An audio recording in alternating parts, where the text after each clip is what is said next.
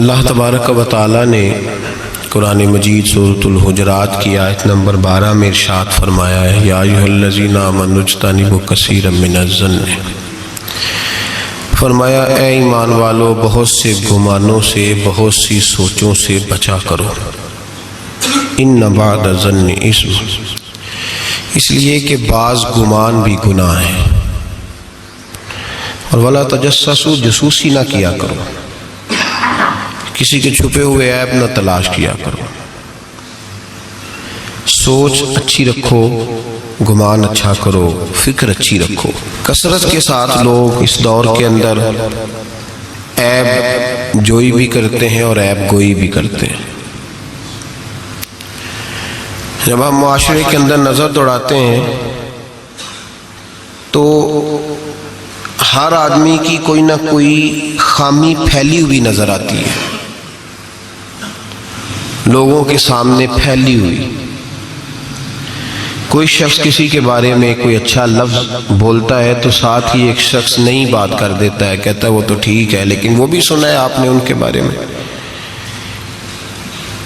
یہ بدبو ہر جگہ لوگوں نے پھیلا دی۔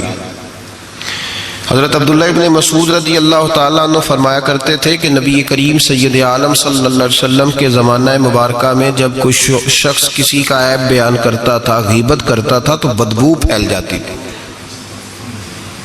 بدبو پھیلتی تھی، اور فرماتے ہمارے ناک جلنے لگتے، پتہ چل جاتا پورے شہر کے اندر کہ آج کسی شخص نے کسی کا عیب بیان کیا ہے، بدبو پھیل گئی۔ تو لوگوں نے حضرت عبداللہ ابن مسعود سے کہا جناب اب کیا ہوا ہے؟ فرمانے لگے اب بہت زیادہ پھیل گئی ہے، اب لوگوں کو وہ بدبو آتی نہیں، اب اس بدبو کے لوگ عادی ہو گئے۔ لوگ عیب جوئی بھی کرتے ہیں، پھر عیب گوئی بھی کرتے ہیں۔ حالانکہ حکم یہ ہے کہ اگر تجھے کسی کی کوئی غلطی نظر آ بھی جائے تو اسے معاف کر دے، درگزر کر، پردہ پوشی کر۔ اگر عیب بیان کسی کا کرنا بھی ہو تو صرف اجازت اتنی ہے کہ کسی کو اس کے شر سے بچانے کے لیے کہ بھئی اس شخص کے اندر یہ فلاں معاملہ پایا جاتا ہے، تو ذرا پرہیز کر، ایسا نہ ہو کہ تو لپیٹ میں آ جائے، اور وہ بھی محتاط لفظوں کے ساتھ، محتاط جملوں کے ساتھ۔ جتنی بات کا پتہ ہو وہ تحقیق کے ساتھ پتہ ہو، منوان پتہ ہو، گمان پر کہنے کی اجازت نہیں کہ صرف میں نے سنا ہے، صرف میرا خیال ہے، صرف میں وہ فلاں کہہ رہا تھا، اس طرح نہیں، بلکہ اللہ فرماتے ہیں جب تیرے پاس کوئی خبر لے کے آئے تو فتبینوا، تو اس کی تحقیق کیا کر، اس کو ٹٹول کے دیکھا کر کے سامنے والا سچ کہہ رہا ہے۔ گمان پر کبھی عمل نہ کریں، اور گمان کو کبھی آگے بیان نہ کریں۔ کبھی کسی شخص کے بارے میں ایسے جملے نہ کہیں جس کی آپ کے پاس تحقیق نہیں، سند نہیں، آپ کو پوری طرح پتہ نہیں۔ حضرت سیدنا امام اعظم ابو حنیفہ رحمۃ اللہ تعالی علیہ کے پاس ایک شخص نے آ کے کہا فلاں آدمی زانی ہے۔ فرمایا تجھے کیسے پتہ چلا؟ اس نے کہا حضور آپ تو، فرمایا کس نے بتایا تجھے؟ حضور میری بات تو سنے، جلال میں آ گیا۔ فرمایا تیری طاقت کیا ہے؟ تو نے دیکھا ہے اسے بدکاری کرتے؟ تو نے کسی عورت کے ساتھ اس کو تنہا پایا ہے، ایسی حالت میں دیکھا ہے جس سے پتا چلے کہ گناہ کر رہا تھا؟ فلاں آدمی کہہ رہا تھا۔ فرمایا اگر میں چیف جسٹس ہوتا تو تجھے لٹکا کے 80 کوڑے مارتا۔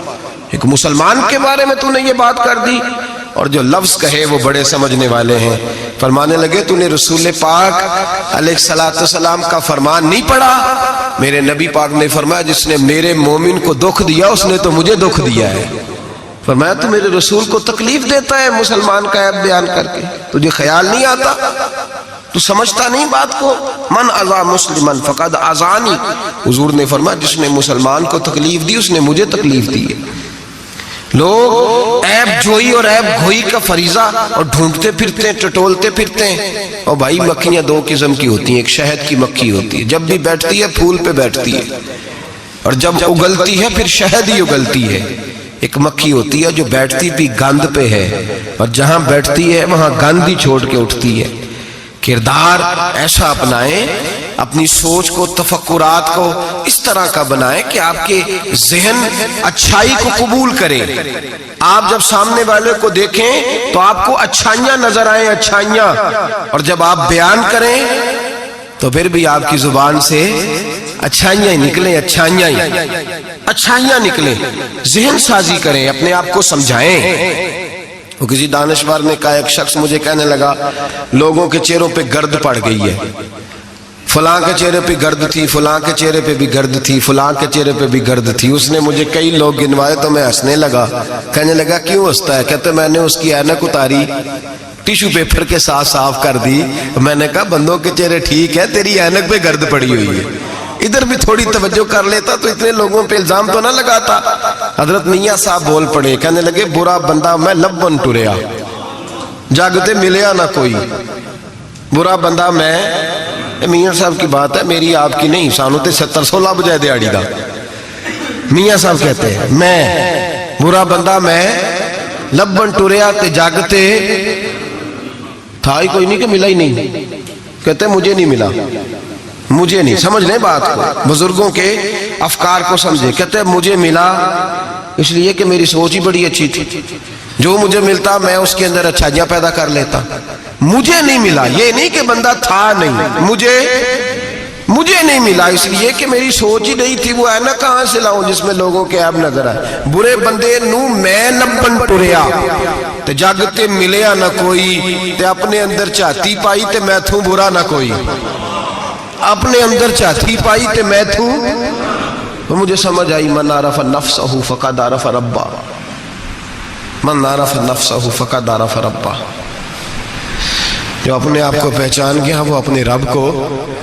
یہاں تو الزام تراشیاں ہوتی ہیں، الزام تراشیاں. حضرت بہاؤالدین زکریا ملتانی رحمت اللہ علیہ اور بابا فرید الدین گنج شکر رحمت اللہ علیہ ایک زمانے میں ہوئے. ملتان کا ایک شخص حضرت بہاؤالدین زکریا ملتانی کے پاس مرید ہونے آ گیا، مرید ہونے آیا. حضرت اس کو کونے میں لے گئے اور لے جا کے کہنے لگے تو ملتان کا رہنے والا ہے تو میں اپنے شہر والوں کے ساتھ دھوکہ نہیں کرتا. یہ جو میرے پاس لوگ مرید ہونے آئے ہیں، یہ کوئی کہیں سے آیا ہے، کوئی کہیں سے آیا، تو میرے شہر کا ہے. میں کوئی پیر شیر نہیں، میں دکاندار ہوں، جیب میں ٹٹولتا ہوں لوگوں کی. میں دھوکہ دیتا ہوں، تجھے بچانا چاہتا ہوں، تو اس طرح کر کہیں اور چلا جا. اس نے کہا حضور مشورہ دے کہاں جاؤں؟ کہنے لگے پاک پتن میں چلا جا، فرید الدین بہت بڑا فقیر ہے، بڑا فقیر ہے. وہ شخص کہتا ہے گھوڑے پہ بیٹھا، میلوں کا سفر تھا، ملتان سے پاک پتن شریف پہنچا. بابا صاحب کی خدمت میں حضور مرید ہونا ہے. کہاں سے آئے ہو؟ کہا ملتان شریف سے. کہنے لگے وہاں فقر کا دریا بہ رہا تھا، تو نہر کے پاس آ گیا ہے.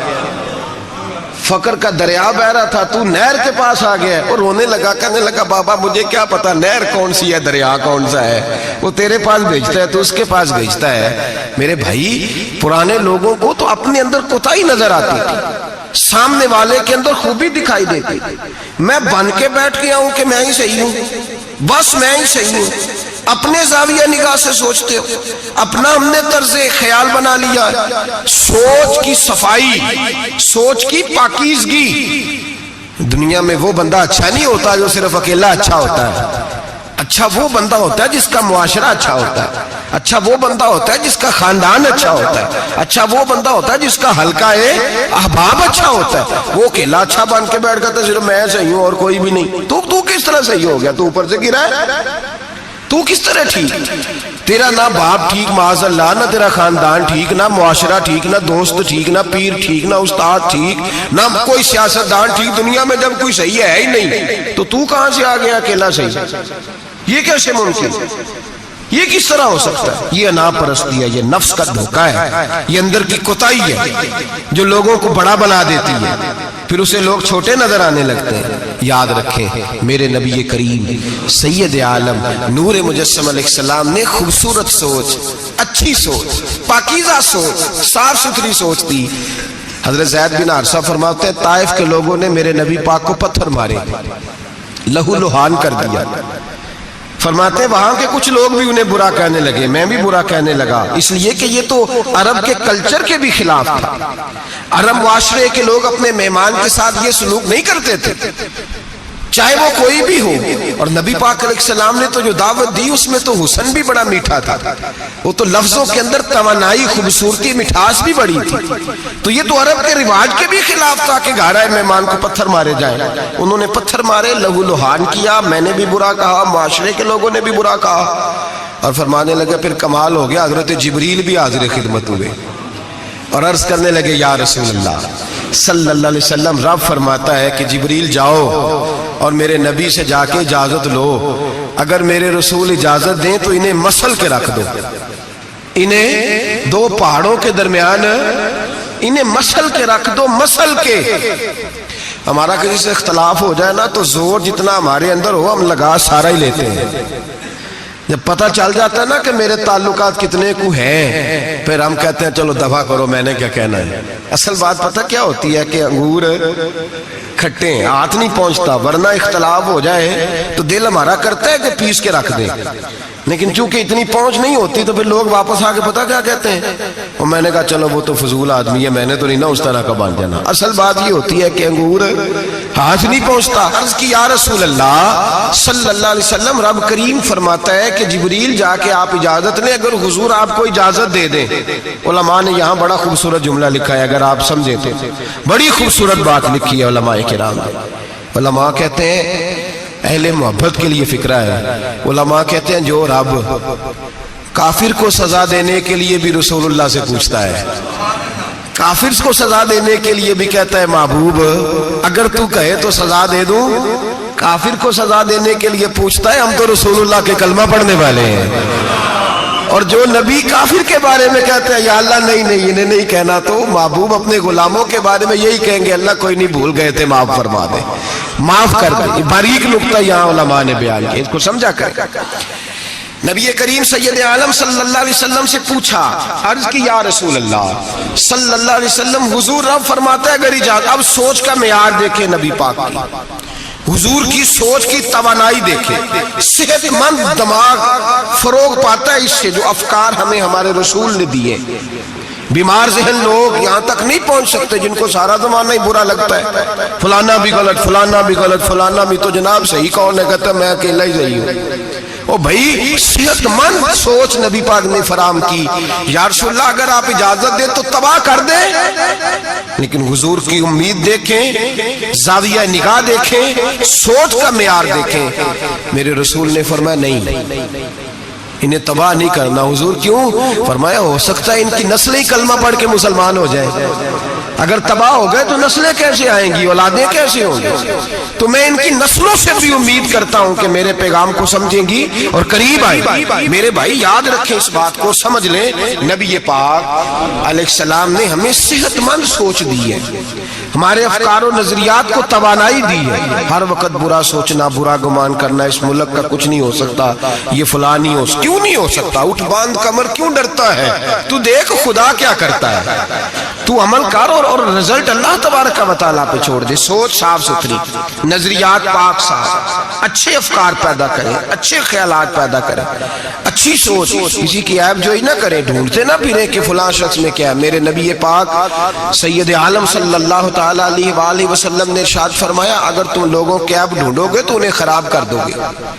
حدیث پہ غور کیا آپ حضرات, اگر تم لوگوں کے عیب ڈھونڈو گے تو انہیں, بندے خراب ہو گئے کہ تم خراب کر دو گے, اگر عیب ڈھونڈو گے تو تم انہیں خراب کر دو گے. کیا مطلب؟ فرمایا اس لیے کہ تمہاری نظر غلط ہو گئی ہے, اب تم روز نئے سے نئے گناہ کا زاویہ ان کے لیے بناؤ گے, روز نئی سے نئی بری سوچ جنم لے گی, تو تم خراب کر رہے ہو اپنے زاویہ نگاہ کے مطابق. اس لیے کسی کے عیب تلاش نہ کرو, کسی کے عیب تلاش ڈھونڈتے نہ پھرو, جاسوسی نہ کرو. لوگوں کا معبوم مشغلہ ہے, خوبیاں بیان ہی نہیں کرتے, خامیاں ہی بیان کرتے, کوتاہیاں ہی بیان کرتے, کمزوریاں ہی بیان کرتے ہیں. لوگ جب بھی کوئی لفظ ڈھونڈ کے لاتے ہیں تو کوئی کمی والا لفظ ڈھونڈ کے لاتے ہیں. خوبیاں تلاش کر, خوبصورتیاں بیان کر, اچھائیوں کا ذکر کر, مثبت سوچ. اور نفسیات کے لوگ یہ کہتے ہیں کہ ٹینشن کے مریض اس لیے زیادہ ہیں کہ لوگوں کی سوچ مثبت نہیں, بڑے پریشان ہیں, کہتے ہیں وہ بندہ بھی غلط ہے, وہ بھی غلط ہے, وہ بھی غلط ہے, وہ چور ہے, وہ ڈاکو ہے, وہ فریبی ہے, وہ ظالم ہے, وہ جابر ہے, سارا دن ٹینشن میں رہتے ہیں, تو پھر نفسیات کے مریض ہو جاتے ہیں, بڑی پریشان.